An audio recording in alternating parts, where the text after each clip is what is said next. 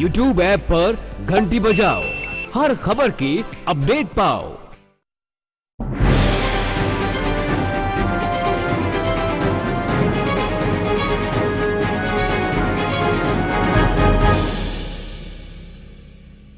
सिवान शहर के तरवारा मोड़ स्थित जदयू कार्यालय में एनडीए द्वारा संयुक्त प्रेस वार्ता का आयोजन किया गया, जिसमें सांसद ओम प्रकाश यादव, भाजपा जिला अध्यक्ष मनोज कुमार सिंह और जदयू जिला अध्यक्ष इंद्रदेव सिंह पटेल मुख्य रूप से शामिल रहे। इस प्रेस वार्ता में सांसद महोदय ने कविता सिंह को जिताने की अपील तो कर दी, लेकिन विगत 10 सालों में इन्होंने सिवान के विकास के लिए क्या किया, इसका बिल्कुल भी जिक्र नहीं किया। पूछने पर सिर्फ इतना ही बताया कि देश हित के लिए भाजपा को वोट करें, लेकिन टिकट नहीं मिलने से इनको मलाल जरूर है। कहीं ऐसा न हो कि सिवान में एनडीए को इसका भारी खमियाजा भुगतना पड़े।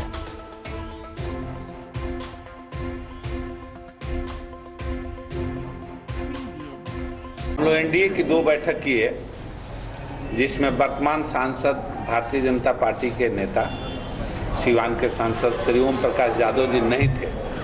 आप सबने भी प्रश्न किया और कार्यकर्ता भी पूछ रहे थे कि हमारे सांसद साहब नहीं है, इसलिए सांसद साहब कल आए, आज सुबह आए हैं। तो हुआ कि भाई हम लोग एक प्रेस कॉन्फ्रेंस के माध्यम से अपने समर्थकों को, अपने लोगों को बताएं कि हम लोग एक साथ हैं, एनडीए को जिताना हमारा लक्ष्य है। अब पूछिए। सीटिंग कैंडिडेट को छोड़ के नए चेहरे पे दांव लगाना क्या पार्टी के लिए महंगा पड़ सकता है? देखिए, हम लोगों के लेवल का चीज़ नहीं है जो आपका प्रश्न है। ये प्रश्न राष्ट्रीय स्तर का चीज़ है और हमारे राष्ट्रीय अध्यक्ष श्रीमान अमित भाई शाह और श्रीमान नीतीश कुमार जी बैठ करके तय किया। अब उसमें कौन सा सीट कहाँ जाएगा ये हम लोगों का नहीं है, इसलिए प्रश्न हम पर लागू होता नहीं है। क्या लगता है जीत के प्रति कितने आश्वस्त हैं आप? जीत के प्रति हम लोग 100% आश्वस्त हैं कि एनडीए की जीत सिवान से होगी।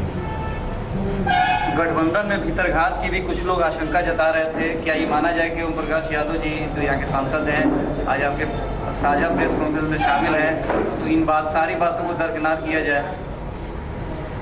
देखिए, भीतरघात तो सब में होता है, उनमें भी होगा, विपक्ष में भी होगा। माले के लोग भी हमको वोट देंगे, कुछ हमारे लोग वोट माले को दे सकते हैं, आरजेडी के लोग हमको देंगे और देते आए हैं।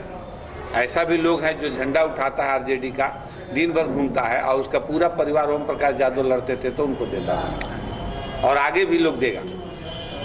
इसलिए भीतरघात का कोई प्रश्न नहीं है, इसमें हम उसको भीतरघात नहीं, मानसिकता का साथ पार्टी चुनाव लड़ रही है। देखिए, मैं राष्ट्रीय एकता और अखंडता को अक्षुण्ण बनाए रखने के लिए हमारी पार्टी चुनाव लड़ रही है।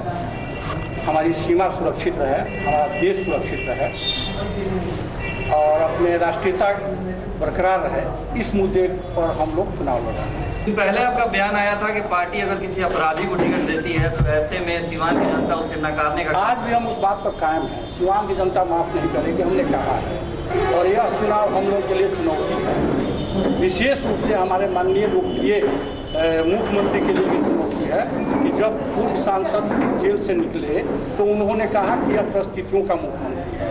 तो हम एनडीए के एक कार्यकर्ताओं से अनुरोध और विनती करेंगे कि उस चुनौती को स्वीकार करते हुए हम लोग यहाँ उनकी पत्नी को हरा देंगे। तो निश्चित हमारे माननीय नीतीश कुमार को उन्होंने जो अपमानित करने का काम किया उसका बदला हमें मिल जाएगा।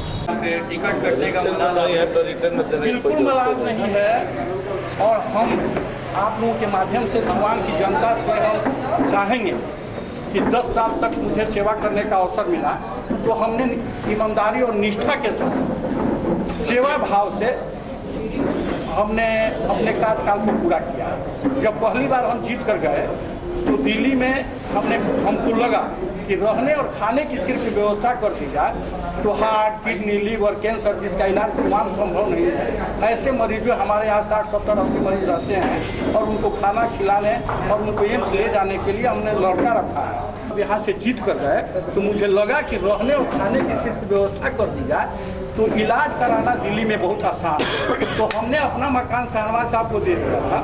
लोग मुझ पर आरोप लगाते हैं कि हम हिंदू मुस्लिम करके जीत कर जाते हैं। हम अगर हिंदू मुस्लिम करके जीत कर जाते तो एक मुसलमान को अपना मकान क्यों देते? वो आपकी पार्टी के वरीय नेता भी है? वरीय नेता भी हैं, हम लोग के बड़े भाई हैं, हमारे राष्ट्रीय प्रवक्ता भी हैं। ऐसी बात नहीं है। यहाँ के लोग झगड़ा लगाने के लिए, अनर्गल आलाप लगाने के लिए इस तरह का बयान देते हैं। हमारे यहाँ के लोगों को इलाज की हम सुगम व्यवस्था हमने किया है, और हमसे 10 वर्ष में कोई गलती हुई तो हाथ जोड़कर हम विनती चाहेंगे कि उसकी सजा हमारे उम्मीदवार को न दी जाए, क्योंकि आज अपने स्वार्थ से राष्ट्र सर्वोपरि है। नीतीश कुमार को और नरेंद्र मोदी की प्रतिष्ठा दांव पर लगी है।